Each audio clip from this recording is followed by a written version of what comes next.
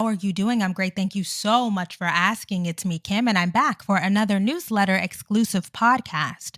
If you're encountering this podcast, now vodcast, complete with video, because that's what we're doing now. If you are seeing this anywhere other than my newsletter, head on over to KimberlyNicoleFoster.co. That's where you'll get the full Kimberly experience with all of my annotations, citations, extra thoughts, things that I forgot to say while I was recording. I also feel comfortable doing the videos now because it feels like we have transitioned into the new era where we're back to chill, lo fi, low stress recording. It just got too mussy and fussy. You know what I mean? That Mr. Beast shit, that is out.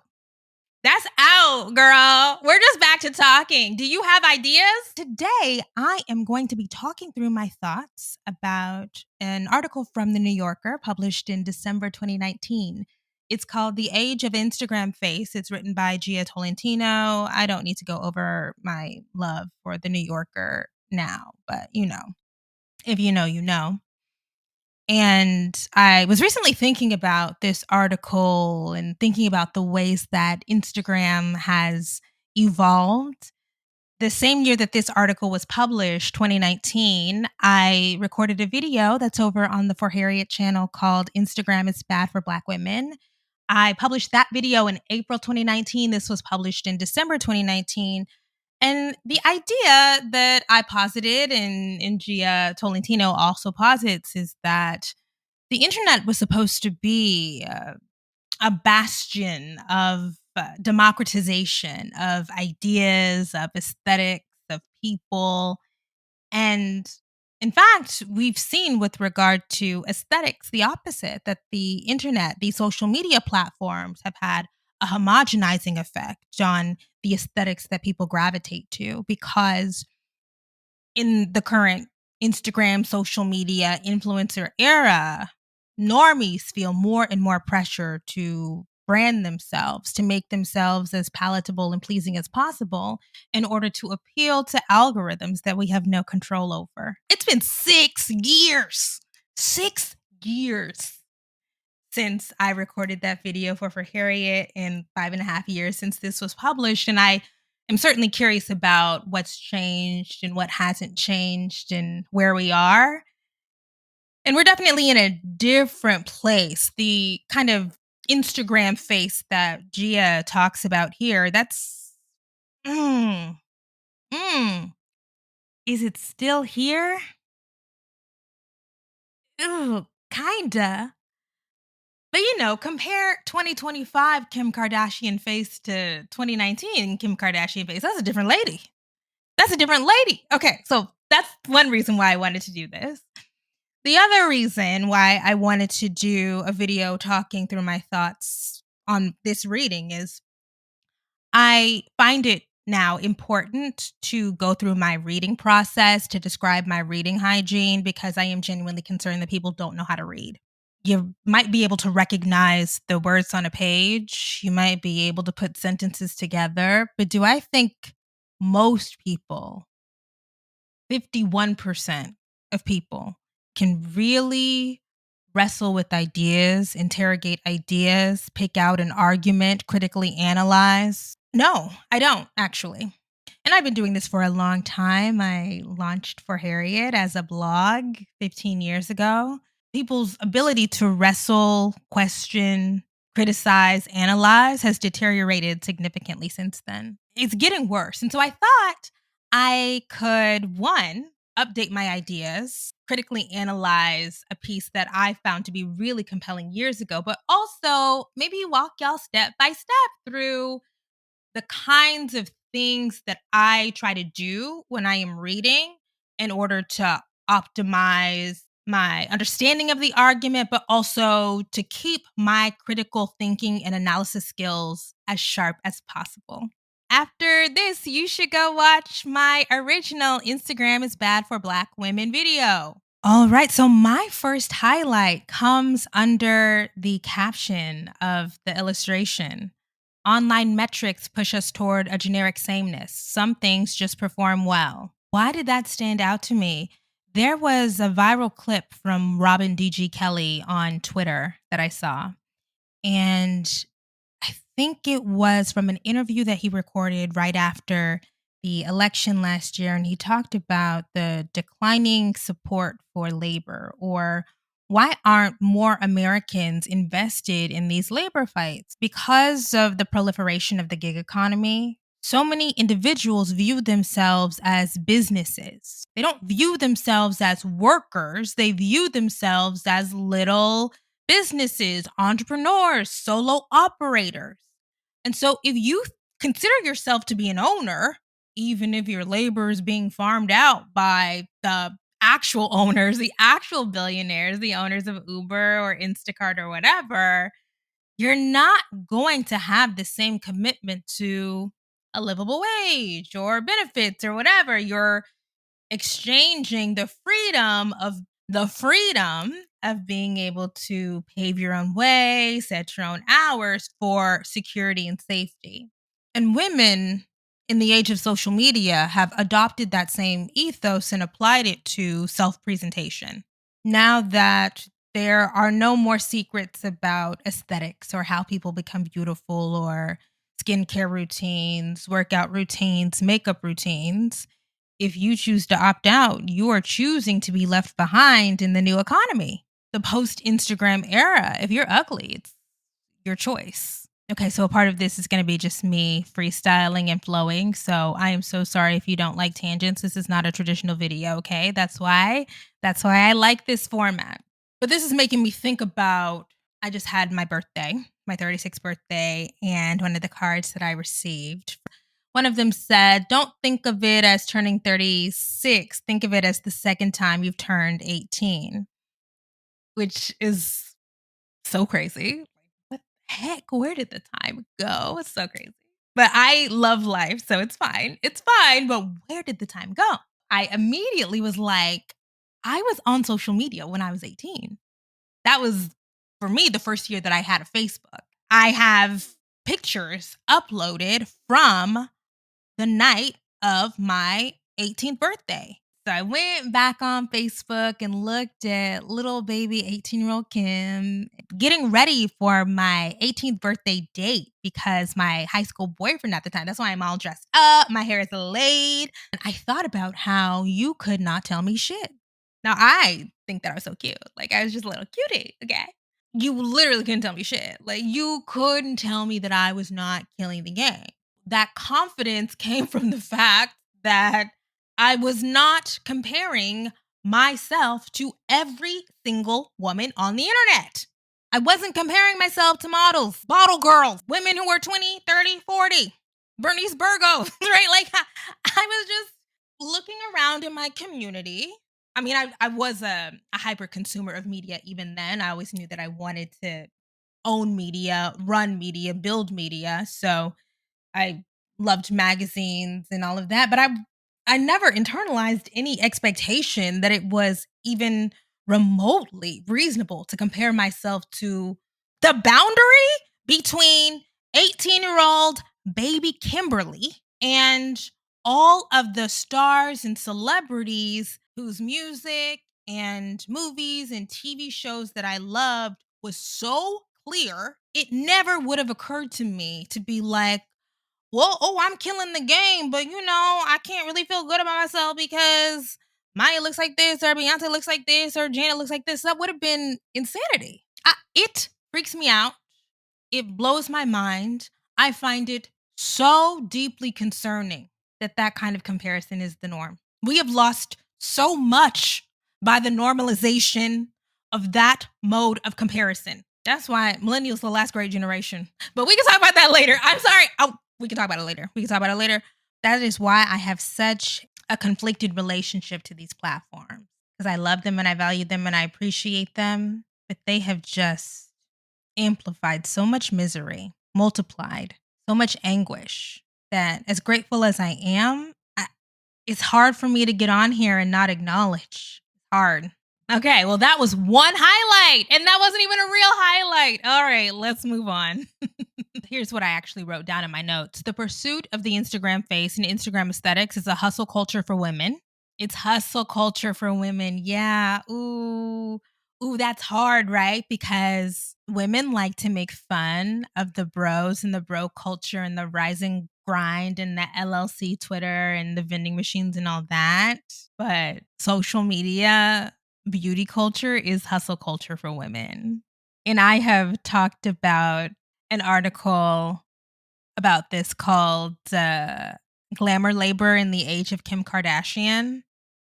Yeah, that's where that idea was crystallized for me. It's not looking good. It's not looking great. All right, let's move on. My next highlight is this past summer, I booked a plane ticket to Los Angeles with the hope of investigating what seems likely to be one of the oddest legacies of our rapidly expiring decade: the gradual emergence among professionally beautiful women of a single cyborgian face.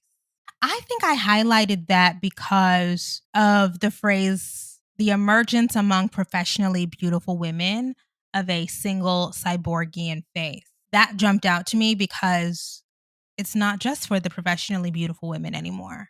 And I think I touched on that in the Instagram is bad for Black women video. I think in that video I emphasized the body modification. I didn't talk about the face stuff because in Black America it's the body, right? In Black America it's the 36, 24, 36. Now face of course still matters. Of course it does.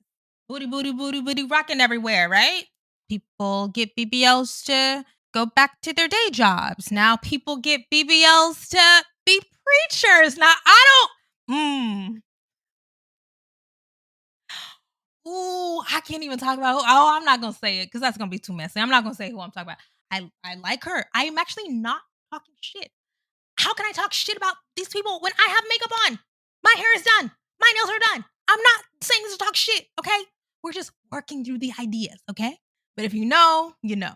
It is the ubiquity of the standard and the pursuit of the standard and how normalized the pursuit of the standard is that causes concern. It might have been appropriate to say among the professionally beautiful then, but it's not now. My next highlight. The face is distinctly white but ambiguously ethnic. It suggests a National Geographic composite illustrating what Americans will look like in 2050. If every American of the future were to be a direct descendant of Kim Kardashian West, Bella Hadid, Emily Ratajkowski, and Kendall Jenner, who looks exactly like Emily Ratajkowski. I have that highlighted because this is another testament to how our culture changes or shifts. That multi ethnic ideal that really had the girls in a chokehold, I believe, is a product of Obama era optimism. Optimism mixed with opportunism. That idea of the American melting pot, and one day we're all gonna crossbreed or miscegenate so often that everybody's gonna be a tan skin, blonde, curly haired, light eyed person in 20 years. One, it was just obviously ridiculous, absurd. If you are not anti Black, then it's absurd. I think that if you're anti Black, then you embrace that. And I can talk about why that idea is an anti Black idea later. That's not what this podcast is going to be about. In the Obama era and post Obama era, there's an idea that the world is opening up. White, regular white, as we like to call them, are getting marginalized in culture, in the workplace, but also within the beauty standard. And they want to get in. They want to get some of that. So then we get to what Wanda Thompson would call blackfishing. Then we get to what Gia Tolentino is describing here, an ambiguousness. I talked about this in another video posted over on For Harriet called Ariana Grande Really Wants to Be Mixed. And let me just tell you, there's a lot of emphasis here on Kim Kardashian because she is just like the exemplar of Instagram face and the embrace of social media beauty aesthetics and pushing internet beauty culture. But I latched on to Ariana Grande early, I think earlier than most, because I could see the way that she was using beauty culture and integrating it into her work and public persona in order to optimize her returns and her success. It was very clear to me what she was doing, how she was dibbling and dabbling, and how Frankly, opportunistic it was. Opportunistic feels like a pejorative. I am using it as a descriptor. People who want to be famous, people who want to be successful are often opportunistic. But I'll tell you, I'm not at all, at all surprised by Ariana's most recent transition because I clocked it. If you're paying attention, you could have clocked it.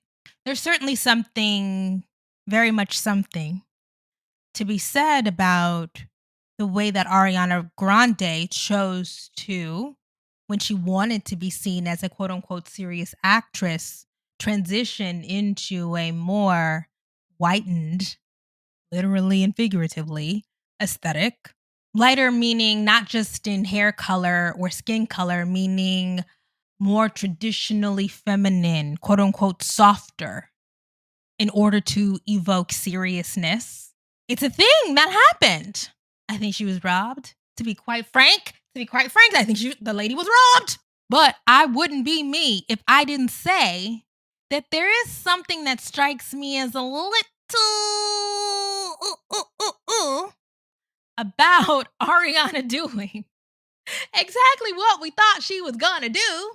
Ariana Grande is a more apt exemplar of this thing than Kim Kardashian because if you go back 15 years ago, Kim Kardashian does look like Princess Jasmine. That to me, her transformation is much starker than Kim. Everybody knows this, right? Because Kimberly Kardashian was so marginalized in whiteness, she just decided to don't even try to pursue that anymore and just go this way.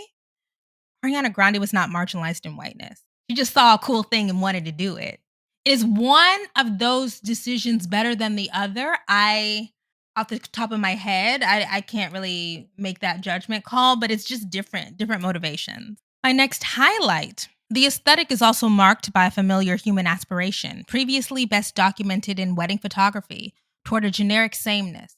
Accounts such as InstaRepeat illustrate the platform's monotony by posting grids of indistinguishable photos posted by different users. Hypothetically, you get these platforms, you get access to all of these people, and then you get freedom to just do whatever. But that's only if you are completely detached from outcomes. If you want to get a specific type of outcome, meaning if you desire visibility or virality or engagement, you learn to do a certain kind of thing. If we're talking about the consequences of living in a social media platform age, we have to talk about the disciplining impact that these platforms have on output. You're either going to get in line or you're going to be left in the dust. And what impact does that have on our culture, on our creativity, on our ability to ideate and imagine new and different? How does that dampen that? I'm just asking questions. To connect this, I was watching an interview with Paul Krugman, who is an economist and he used to be at the New York Times. He now runs his own Substack. And he made a little offhand comment in this interview, which I won't even shout out because, I watch a lot of stuff that I would not endorse. But I like to listen to viewpoints that I disagree with. I think it's really important. So I will listen to it, but I'm not going to endorse it. He made this comment and he said, there's this idea that social media is democratizing, but it's actually quite hierarchical. If you see the people who have the biggest platforms on these different outlets, Substack, Twitter, Instagram, I still call it Twitter. I will call it Twitter till the day I die. Instagram, TikTok, often they have very traditional credentials. They have been validated. This idea that there are no gatekeepers, the gatekeepers just look different. My next highlight. A number of Instagram accounts are dedicated to identifying the tweaks that celebrities make to their features with photo editing apps. The exposing the Facetune editing, exposing the procedure stuff, the reaction and the satisfaction, the peace and the contentment that people get from it, it's divided, it's bifurcated. I think that there are some people who see that stuff and they're like, oh, thank goodness, I'm fine. Okay. They're doing all that. I don't have to do all that. And then there's another segment of people who, when they encounter those Instagram accounts that, the surgery made or the clean face or whatever Instagram account, that they're like, oh, that's what I need to be doing. My next highlight, you can see things getting trendy. Like everyone's getting brow lifts via Botox now. Kylie Jenner didn't used to have that sort of space around her eyelids, but now she does. So that was a quote from a celebrity makeup artist named Colby Smith. What did this make me think of? It makes me think about how badly people over indexed on the Botox and filler half a decade ago. And now we see Kylie Jenner has basically had to reconstruct her entire face because of the overemphasis, erroneous enthusiasm around Botox and filler. The fact that people don't really do that anymore, and Colby Smith is talking about it so positively, it is another reminder that when we chase these procedures, when they become trends and fads, people are performing experiments on themselves. If we're talking about what makes this so much different from any other beauty fad, what makes this so much different from getting braids or doing your lipstick a certain way or plucking your eyebrows, it's the chemicals. Yeah, that's what makes it different. It's the substances injected into your body. That's the difference. Again, not judging. How could I judge? Who are me to judge? Moving on. But in 2002, the Food and Drug Administration approved Botox for use in preventing wrinkles. A few years later, it approved hyaluronic acid fillers such as Juvederm and Restylane, which at first filled in fine lines and wrinkles, and now can be used to restructure jawlines, noses, and cheeks. These procedures last for 6 months to a year and aren't nearly as expensive as surgery. Why do I have that highlighted? Because you know what the girls have realized? Go ahead and get the surgery. I mean, that's why we're in the quote undetectable era. The undetectable era is just all of these rich and famous women reversing the Instagram face era. The girls said, oh, we got to go under the knife. Get the scalpel. We have broadly accepted that nothing will ever beat invasive surgical procedures with regard to sustainable results for quote unquote anti-aging. So that was a quick little detour. People had their Botox parties, their filler parties. They tried it out and realized, oh, they said it dissolved. It doesn't dissolve. Botox wears off, but filler doesn't magically dissolve. So you're putting filler on filler on filler. That's not ideal. Get a scalpel.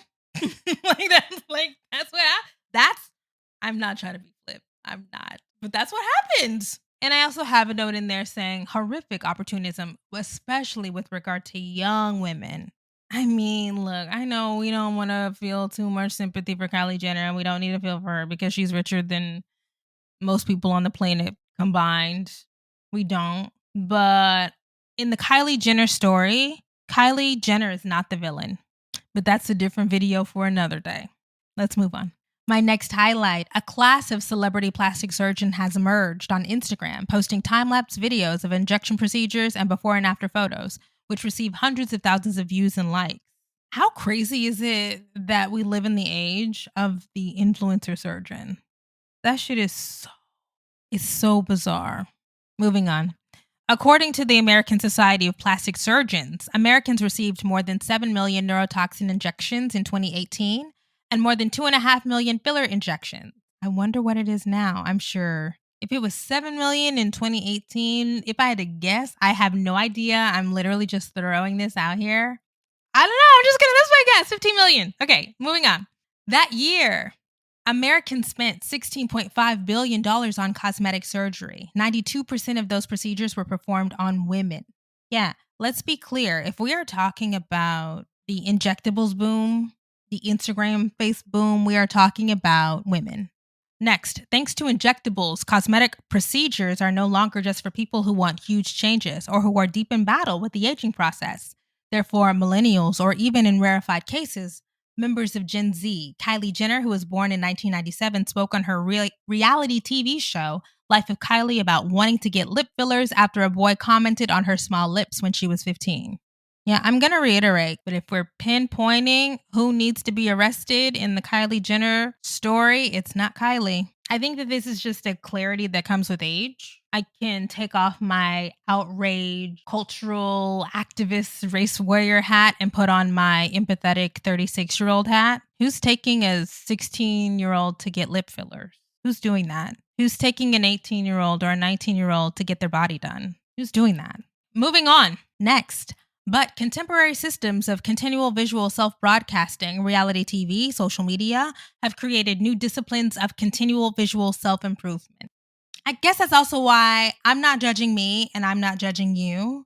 I have a lot of empathy because we're just not supposed to see our faces this much. I'm a professional face watcher, but I do discourage people who don't have to see their faces as much as I have to see my face. Just don't do it. I see my face a lot, and that's another one of the reasons why I had that extended no face, no case era. I just wanted to not be perceived and not have to be preoccupied with my perception or other people's perception. Because I understand how corrosive that is. But if you have the ability to opt out of it, log off. We're not supposed to be seeing pictures every day, videos every day, multiple times a day. That used to be celebrities only. Now it's normies. Normies log off. Hashtag normies log off. Next, for those born with assets, natural assets, capital assets, or both, it can seem sensible, even automatic, to think of your body the way that a McKinsey consultant would think about a corporation. Identify underperforming sectors and remake them. Discard whatever doesn't increase profits and reorient the business toward whatever does. My next quote. There was something strange I said about the racial aspect of Instagram Face. It was as if the algorithmic tendency to flatten everything into a composite of greatest hits had resulted in a beauty ideal that favored white women capable of manufacturing a look of rootless exoticism. Yeah, it's what I talked about earlier. White women didn't want to be on the outside. They didn't want to be left on the margins. There was an opportunity, and more importantly, there was a market for that. This is making me think of Bell Hooks, RIP, when she talked about the opportunism of Rachel Dolezal. She mentioned how Dolezal went from being at the bottom of white women to being at the top of Black women. All of the Blackfishers, we'll call them, saw the same opportunity. And this is why I am generally very skeptical of anything mainstream that puts Black women on a pedestal. We can have fun with it and celebrate it and be happy for the girls who get the money and the shine and the highlight and make the most of those cultural moments where we are seemingly put on a pedestal. But you have to do that while always having a little bit of skepticism in the back of your mind because it's transitory, much like inflation. Oh, a little econ humor there. Okay, yeah, it's fleeting. I understand why Black women clamor for the pedestal because you would rather be put on a pedestal than be used as a footstool. I mean, that's an easy choice. It's very easy when you have been made the footstool for so long to think that the opposite of dehumanization is pedestalization. But that's not true. The opposite of dehumanization is not pedestalization because that's just another kind of objectification. What we want, what we desire, what the goal has to be is humanization. That means flaws and all. That means not superhuman, not hyper competent, sometimes regular. And that's not as fun and it's not as glamorous and it doesn't come with as many rewards. I've been here long enough to have witnessed a few times they get knocked down off that pedestal. We are in a cultural moment of Black women getting knocked down off that pedestal. And you're knocked down off that pedestal when it's convenient for the mainstream, when it's convenient for the dominant culture. And it's not just that you get knocked off the pedestal and placed genteelly down. You're fucking kicked off that pedestal, like punched off it, like, fuck you, bitch. Like, I'm like, that's the moment we're living in. Moving on, my next highlight. People are absolutely getting prettier, he said. The world is so visual right now, and it's only getting more visual, and people want to upgrade the way they relate to it. I had a question there. Are people really getting prettier? And I asked myself, and I wrestled with it, and I thought about it, and I would say, yeah, probably. We're looking at our faces, figuring out skincare routines, we're figuring out makeup routines. We are getting our colors done. I had my colors done last year, which actually was great. We're developing a keener aesthetic eye, a better understanding of what's harmonious and proportion and symmetry. And yeah, that's what happens in a visual culture. Yeah, when I talk about people not being able to read, meaning not being able to discern and decipher meaning from words on a page or words on a screen, that's a real thing. Well studied and well documented at this point. But the other side of that is people are much more visually literate than they've ever been. Yeah, people can't read words. Oh, no, no, no. If I'm engaging a stranger, I just assume there's a 50% chance that we're just not going to be able to understand each other because something's going to get lost in translation. But visually, meaning people's understanding of the way that images should go together in order to elicit a response, that is higher than it's ever been. And I feel real confident in that. Little kids understanding foreground and background, understanding sight lines, color harmony, color theory. People who never wanted to be filmmakers, understanding editing and pacing. That's a new thing. So, when we lament the social media era, there are many things to lament and be sad about because we've lost a lot. But as somebody who has always loved images, been drawn to them, wanted to talk about them, that's something we've gained. Was it a good trade? I don't know. What would I rather have? People who could read books or read articles or have linear conversations, or people who can take great pictures, edit an Instagram reel really quickly and effectively? The former. The former, because most of y'all not gonna be creators. Most of y'all not gonna be influencers. Most of y'all not gonna be creators. You're not gonna be filmmakers. But everybody has to navigate in society trying to interpret words, trying to discern and decipher meaning from ideas, from thoughts, from articles. We're voters, some of us. You have jobs, you go to school. That's the foundation of everything. It wasn't a good trade off. To summarize, are people getting prettier? Yes, I do think that people are getting prettier, but that's because, as I mentioned earlier, the floor, the baseline has moved higher. That's why I'm so glad I grew up when I did.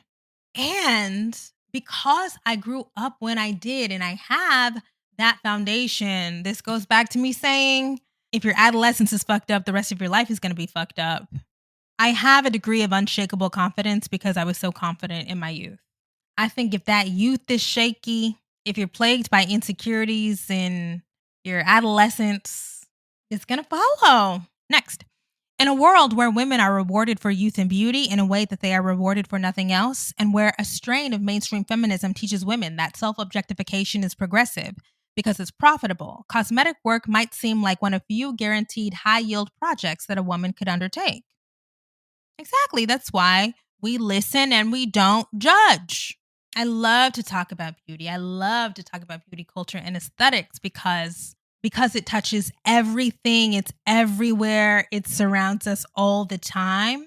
But I am trying to be really intentional about not coming from a place of looking down, judgment. I'm not better than you. I'm not better than anybody. We're all in this together. I do judge people who can't read. I'll be honest about that. But I don't judge people who, after spending years and years and years on these visual platforms, feel compelled to alter their appearance. That's actually a very rational response.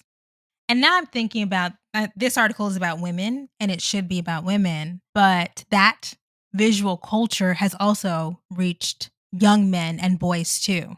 The playing field for young men and young women and boys and girls with regards to the aesthetic judgments, the beauty judgments, the looks judgments. It's not equal. It is leveling out. I saw an Instagram reel the other day of a little kid showing his parents what mewing is. What?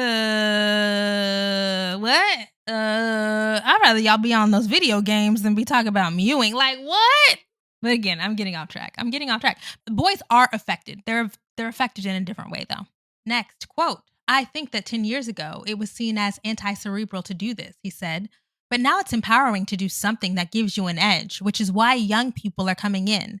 They come in to enhance something rather than coming in to fix something. Why did this one stand out to me? Because of that word empowering. Empowerment is overrated. We all agree, right? We went through the girl boss era. We went through the lean in feminism era. We're on the other side of it. Do we all agree that empowerment is overrated? Yes or no? Yes, we do agree? Great. Because that's a reasonable conclusion. Because empowerment is a justification to do whatever you want and pretend like there's no consequences, no social, political, economic consequences to it. Now, I always been on that train, but I'm glad y'all caught up. A really good book that y'all should read if you're interested in the commodification of empowerment and feminist light. We Were Feminists Once by Andy Zeisler. You know, we used to have real politics, real convictions. What is the nuance to this? I actually understand how cosmetic procedures and cosmetic surgeries can be tools for survival, tools for improved well-being. But if the stuff is born of coercion, primarily, is opting into it empowering? I feel the same way about the money shit. Even as somebody who says making your own money is undefeated, we're only preoccupied, and by we, I mean me, preoccupied with making our own money because I'm trying to avoid coercion. There is still a survival aspect to it. Being financially stable is fun. It is a good time. But that wouldn't be so big in my mind if there wasn't a threat there. I feel the exact same way about cosmetic procedures. Moving on, this is where she lists off the cost of injectables at the fancy Beverly Hills cosmetic surgery office that she went to. So expensive. Injectables in cheeks, $5,500 to $6,900. Injectables in chin, same amount. Botox in TMJ area, $25. That's so much money. It's so much money, but at the same time, you should be spending a lot of money if you're getting poison injected into your face. And that's another place where we went wrong. Injectables culture is doomed as soon as people were doing 2-for-1 deals. In what other realm of medicine is that a thing? They don't do 2-for-1 root canals. They don't do 2-for-1 myomectomies. The plastic surgeon, Jason Diamond, was a recurring star of the reality show Dr. 90210 and has a number of famous clients, including the 29-year-old Vanderpump Rules star Lala Kent, who has posted photos taken in Diamond's office on Instagram and who told people, "I've had every part of my face injected." Another client is Kim Kardashian West, whom Colby Smith described to me as patient zero for Instagram face. Two things here. The importance of reality TV in the perpetuation and the normalization of Instagram face and in these procedures, but also the Kim Kardashian West is patient zero for Instagram face. Kim is no longer the ideal. I think one, she's too old now, and she has too many children now to be at the top of the beauty hierarchy or at the top of the beauty ideal. But also, she doesn't read as all-American white. The all-American whites have reclaimed their place at the center of beauty culture. And again, this is why we have to talk about aesthetics. We have to talk about beauty because their quest to reclaim the center of beauty culture reflects the reclamation and reassertion of power everywhere else. Here's a question, and this just popped into my mind. Pam Bondi is the current Attorney General of the United States. Do you think Pam Bondi would have that job if she didn't look like that? I'm not saying that she's not smart and competent.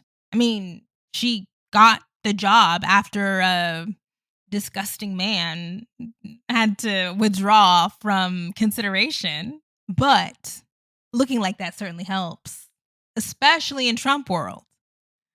Look at Pam Bondi and look at Carolyn Levitt. Coincidence? I think not. Next one, Kardashian West, who has inspired countless cosmetically altered doppelgangers, insists that she hasn't had major plastic surgery. What a weird fucking lie. What a lying ass B word. What the fuck?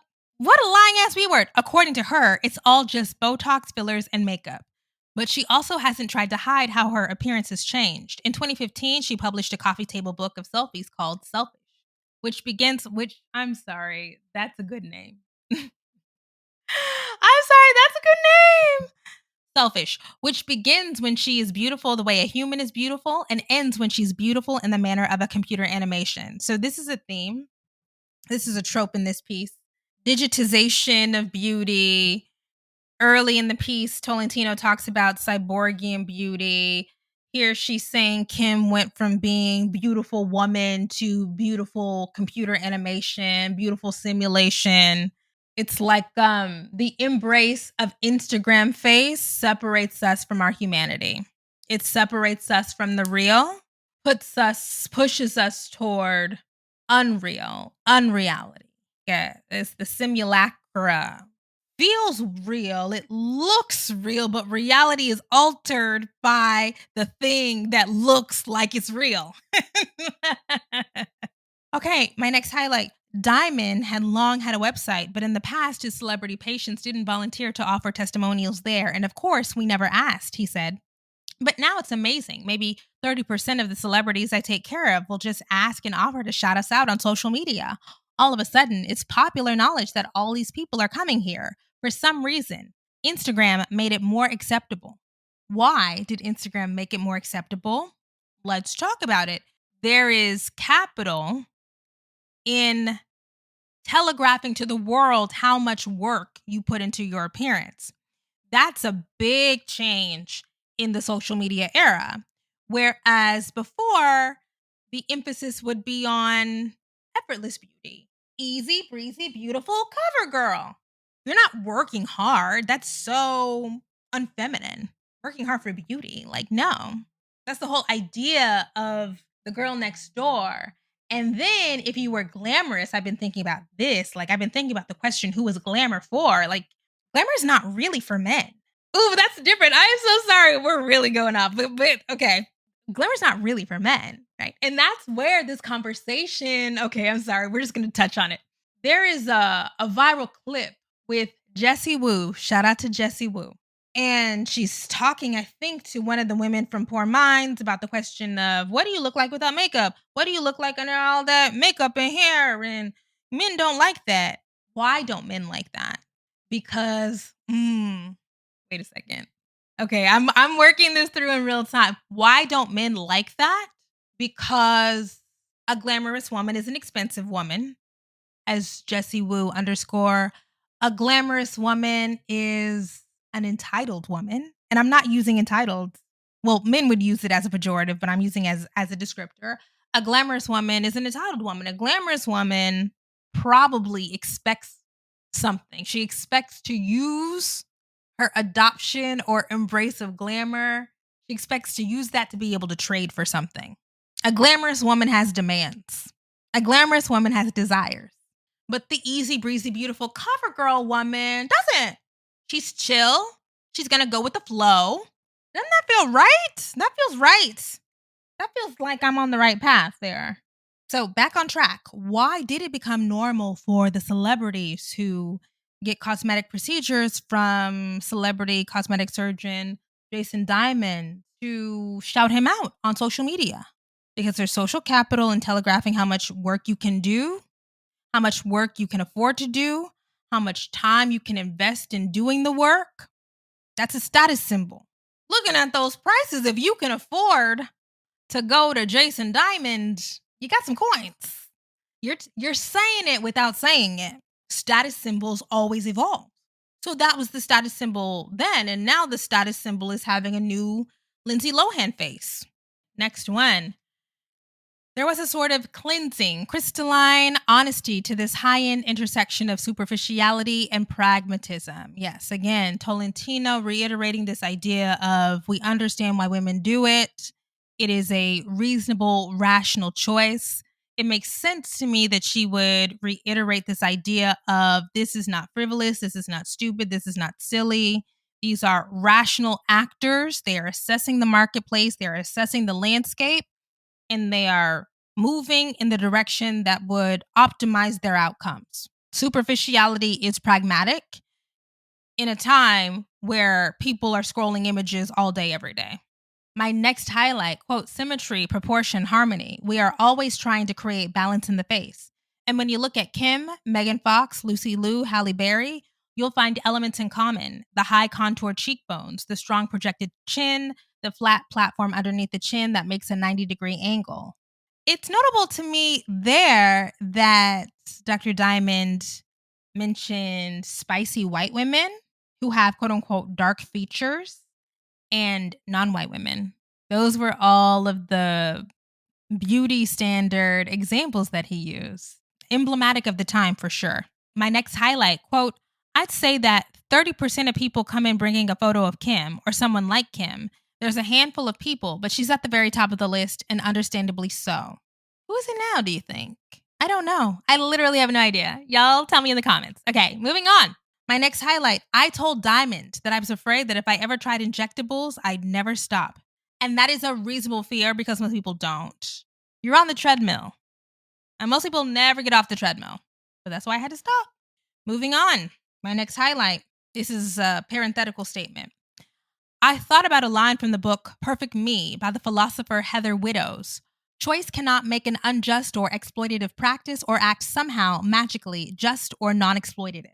That's the clear, concise repudiation of choice feminism. Just because you choose it doesn't make it feminist. Just because you choose it doesn't make it liberatory. And that's why empowerment is overrated. Next. You know when you get a really good haircut and you feel like the best version of yourself? This is that feeling, but exponential. I don't denigrate the importance, the impact of feeling good. Self-confidence is very valuable, but self-confidence is not in and of itself liberatory. It doesn't move the needle. Oh, I know. People don't like that. People don't like that because joy is revolutionary. Is it? I don't know. I don't know. I'm not sure. I took the elevator down to the street with three very pretty women who all appeared to be in their early 20s. As I drove back to my hotel, I felt sad and subdued and self-conscious. I had thought that I was researching this subject at a logical distance, that I could inhabit the point of view of an ideal millennial client, someone who wanted to enhance rather than fix herself, who was ambitious and pragmatic.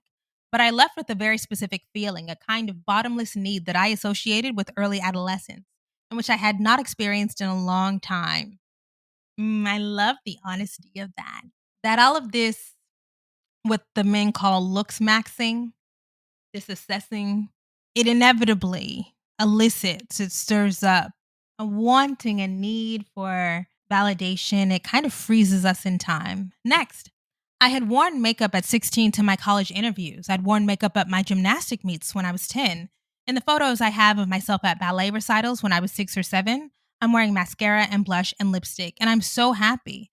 What did it mean, I wondered, that I've spent so much of my life attempting to perform well in circumstances where an unaltered female face is aberrant? So a lot of this stuff is stuff that I'm familiar with, things that I like to chew on and think through. This is a legitimately new idea for me. Okay.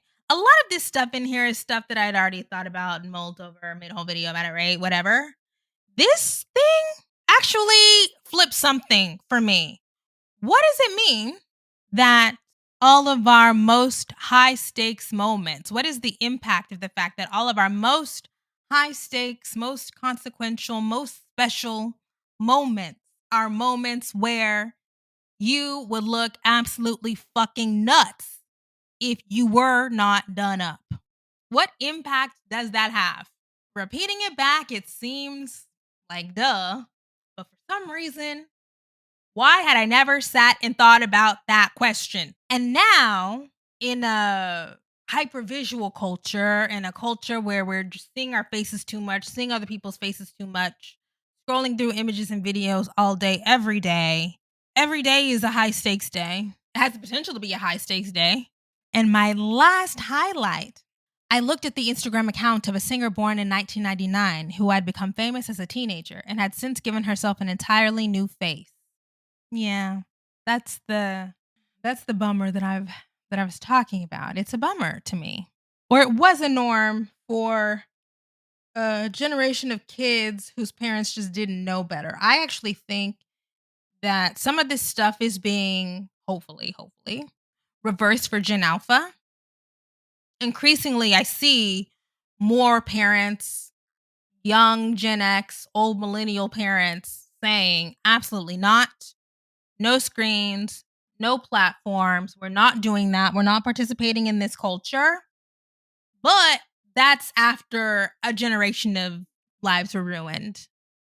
So, anyway, shout out to Gia Tolentino. If you're interested in more of her cultural criticism, her analysis, read Trick Mirror, a book so brilliant, I wish I'd written it. Again, head on over to KimberlyNicoleFoster.co. I will see y'all on the flip side. If you have any more thoughts, be sure to leave a comment down below. I will talk to y'all next time. Bye.